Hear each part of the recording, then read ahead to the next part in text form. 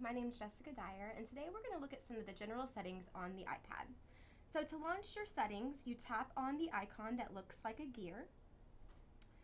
I've opened mine up, and you can see I have general settings selected. You see I have a little number 1 on my settings. That means I have a software update. You might see that as well. If you have one, you can tap on software update to the side, and you see the install now button. If you tap that, it will start installing your update. I really recommend that you are plugged into power when you do that because it does take quite a bit of juice. I'm going to skip that step for now. To go back to my other options, I'm going to tap the gray general button towards the top of the screen. Now I can see the other settings that I have.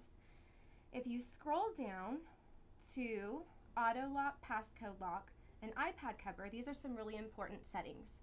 Auto lock defaults to 2 minutes. If you're presenting or showing student work, you might want to tap on there and change it to a longer time. I'm going to go ahead and set mine to 10 minutes. That way it doesn't fall asleep while I'm talking.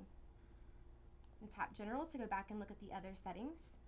If you want to protect your iPad so that it has to have a code for somebody to access it, tap on Passcode Lock and turn passcode on at the top there, and it's going to prompt you to enter a passcode that you will have to enter whenever to turn on the iPad. I'm going to go back down to my general settings. A really important feature in general settings are restrictions. If you're using this iPad with your students, I really recommend that you go into the restrictions and see what's available to you. So when I first tap it, because I don't have it enabled, they're all grayed out. I'm going to go ahead and enable so that we can get a better look at it. You see it's prompting me to enter a password. You want to put something that you remember in there. And now it's lit up and I can see what restrictions I can enable. If you're using this with students and they're taking it home, you may want to consider restricting the camera feature. You just don't know what type of pictures they're going to be putting on the iPad. Another thing that you might want to look at is installing and deleting apps. If you turn those off, then whenever somebody tries to install an app, it's not going to work.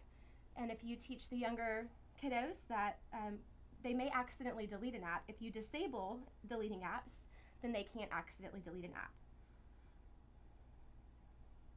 All right. That's it for general settings. I'm Jessica Dyer. If you have any other questions, please get a hold of your CITS or come back to the iCafe for more tutorials.